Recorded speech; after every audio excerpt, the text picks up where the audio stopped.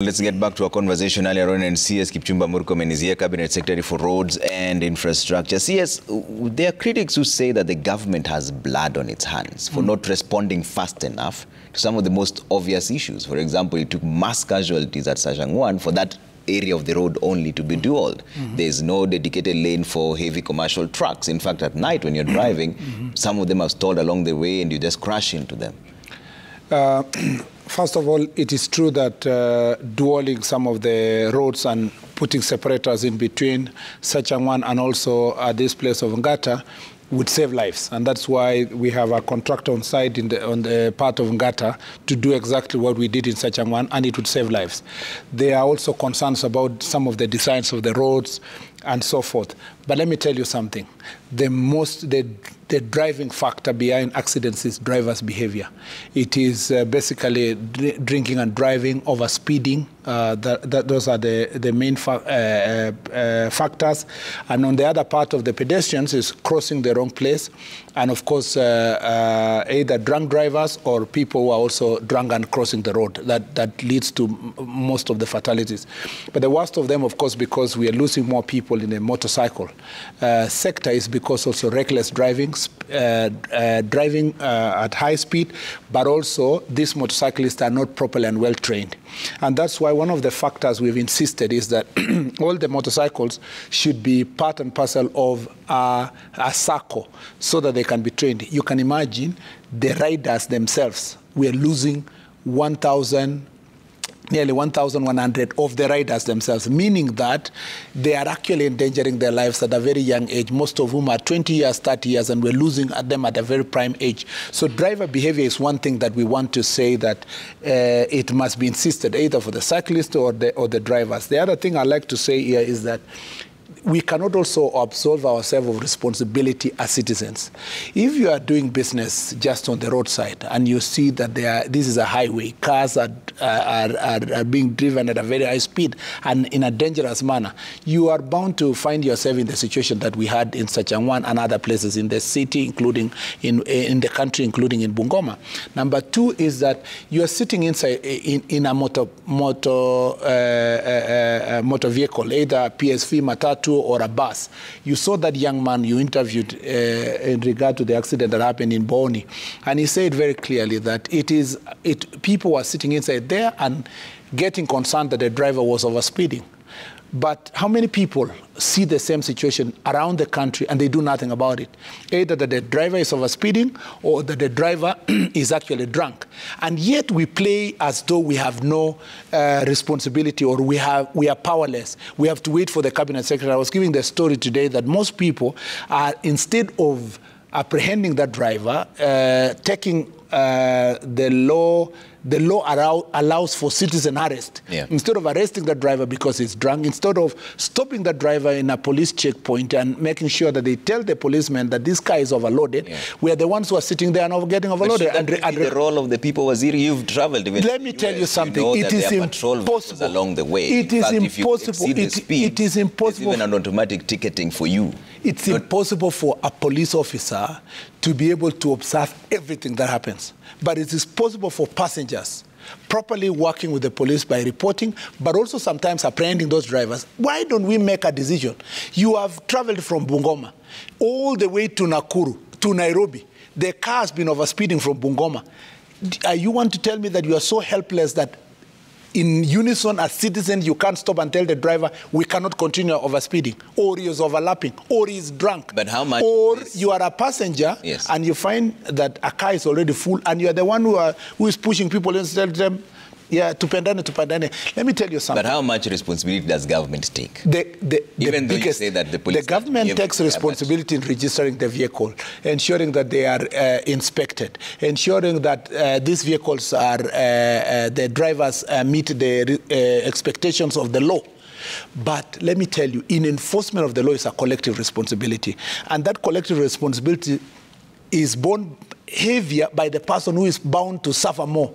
Because if you are a citizen, this law that has been passed is your law. This is your country. This is your government. You cannot... I was really surprised that some people were sitting somewhere. The driver is not holding the steering. They are recording in the bus. And the only thing they remembered is let's record it very fast and put it on Facebook and ask the minister, Minister, what are you doing about this driver? They can do something about the driver. And if every citizen, you remember the time, so you expect them you remember the time President Kibaki came to office, and people were so enraged about corruption and bribery, and citizens were arresting, policemen, arresting drivers, and arresting conductors who are giving bribes. Yeah. If citizens took this responsibility seriously, instead of just doing blame game, we are going to end this behavior. Because so let's try and be practical here. Yes. So the citizen is there, then they've seen something happening. Yeah. You expect them to stop the vehicle in the nearest police station. Absolutely. Or even at the nearest police check. And sometimes you're also aware that some of these vehicles are protected by some of the law enforcers. In fact, if they report, corruption is the biggest problem. I agree with you. One of the challenges that passengers. But let me tell you, the same public space, either through the media or social media, if you find yourself that a certain vehicle is being given preferential treatment to violate the law, they are actually breaking the law, but they are being protected. If you put this information in public space, you have already, if citizens, 14 passengers, arrest a driver, it will be the news. So why don't you have instant fines and also have punitive action such that withdrawal of licenses for matatus found to be flouting the law, so that in itself they stop? As you very well know, the law already provides for that. But is it happening? But no, I'm saying, as you very well know, that the law provides at the moment that if you arrest any person, you must take them to court. It's the court which is going to make that decision. But the plan that we have, and I announced to the country this year, we are planning to install speed cameras across the country. We are planning also to install cameras in 421 junctions in Nairobi and enforce what is called ITS system, that is Intelligent Traffic System. We were not joking when we said we are going to do so. Kenyans will know that already we have a pilot project going on. Cameras are there at the Southern Bypass and Thika Road and Wayaki Way and Kinungi. Hopefully this next year we should be able to, working with the private sector, because this is a PPP project, we do not wish as the government of Kenya to also again borrow or take taxpayers' money to do this, yet we can do instant fining. So already I have developed the CAB memo, which is providing the legal, policy and regulatory framework for the STS and smart transport system. And at the same time, we are going on with procurement process, first to test the cameras for instant fining, and eventually we are working on the procurement process to get a private investor to do so that those instant fines can then be used to do improvement of the safety of the roads, can also be used by the judiciary to improve their efforts of enforcement, and the police in traffic issues. We tested just a few cameras in Nairobi, and the amount is unbelievable. If you look at some of the cameras in junctions here, Ole Tok Road and other places, Yaya Center and so forth, to see the number of people who are crossing traffic lights, overlapping, and all these offenses, and we look at the amount finable in the law, the amount of the fines that are in the law, I can tell you that as soon as we implement this process, we are going to raise a lot of resources, but we are going to deter many people because they are going to be receiving instant fines to their phones from continuing to violate the law. Okay, so when is this issues. likely to be operational? We are hoping that we can get, yes, we are hoping, because we will not be able to do the whole country immediately, we are hoping that we can do the northern corridor from Mombasa to Malaba and do Nairobi City to start with before the end of next year. And then, roll out slowly. We go to cities like Mombasa, Nakuru, and then other highways that are dangerous. For example, the one that goes to Nidi Road to Meru. And if we can start with our highways as we progressively move to other roads, it will be a very important way of enforcing. And that, I can tell you, is one of the deliveries. By end of 2024, we should have completed the procurement and have the contractor now installing as many cameras as possible and the instant finding system being running. But the legal framework, I promised the country that we should be able to have the legal framework by June 2024 because we have finished the process of doing the CAB memo. It's interesting that you should bring up Nithi because the governor for Tharaka Nithi, Muthomi Njuki, has just texted. He's saying, Trevor, please ask the CS Murkomen what he's doing about the infamous Killer Nithi Bridge in Tharaka Nithi that the current administration promised to relocate once the current administration takes over office. But are we waiting for more people to die? It is true that we promised that we will realign the Nithi Bridge so that it becomes, there was an original design that takes the Nithi Bridge straight, unlike the corners that are happening before the bridge, but it needs a colossal amount of money to do so.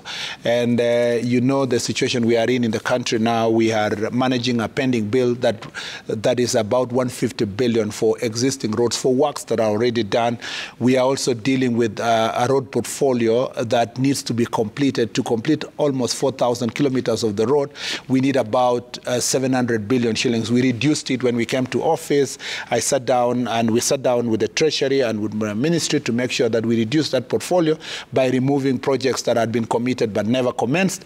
Now we need 700 billion to complete 4,000 kilometers of roads that we promised in 2013. 700 billion against this year budget of only 46 billion for the roads. Yet we have a pending bill of 150 billion. So we have a situation, Governor Onesimus, like myself, of Tharaka Nithi, knows that resources permitting, once we sort out this issue of pending bills, we should be able then to get proper resources to align those the road.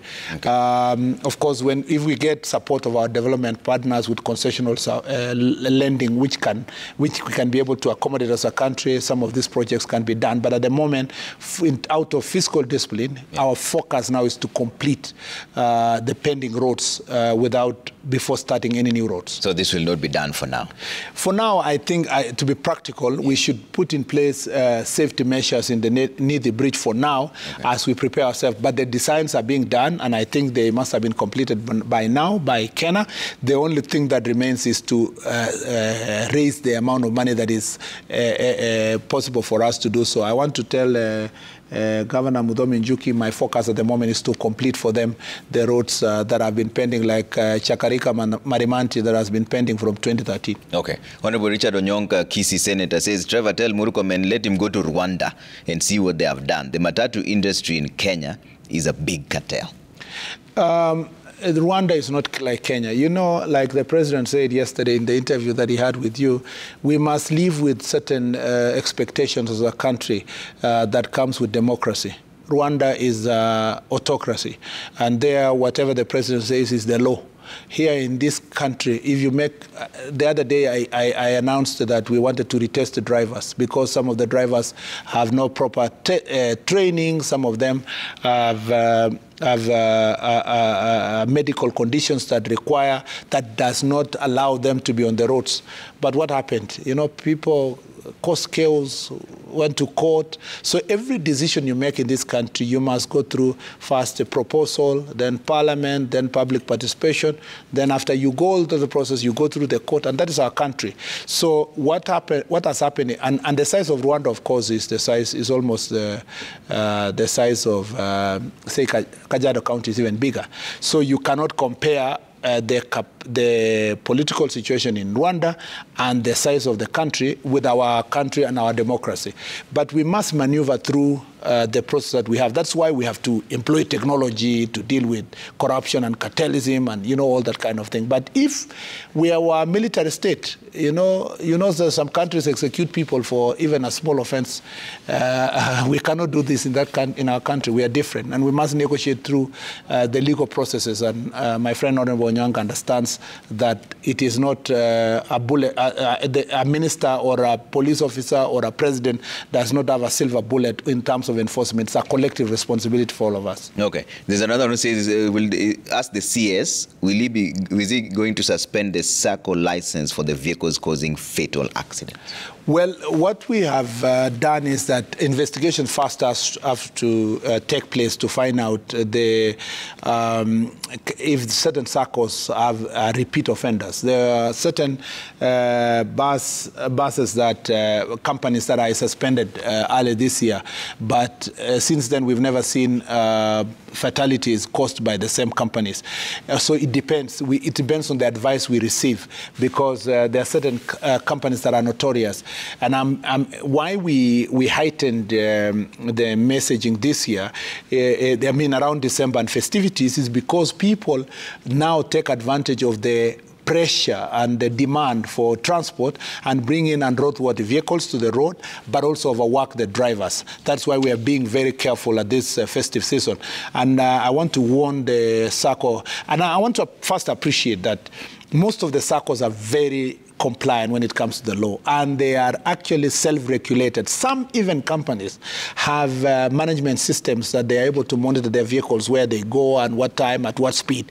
And this is, we want to encourage self-regulation, to work with the matatu industry and the transport industry to make sure that they do self-regulation. Some of the companies that are transporting oil and cargo in this country are actually having vehicular telematics inside the car. They are able to see their driver. Even when their driver doses the technology inside the lorry is able to convey information to a control center where there are people who are monitoring the behavior of the driver. And when I announced also this vehicular telematics, I saw resistance from the transport sector, but we have agreed that we will start by self-regulation and installation by these companies on their own, because everybody, first of all, must be conscious of the fact that your company killing people is not a good thing. But also you must be conscious of the fact that insurance cost is very high, and it can bring down a company when you become a company that always is involved in, your vehicles are involved in accidents. Okay. Waziri, I have to take another quick break here. When you come back and still running about business, we are to talk about aviation industry. There's so many questions from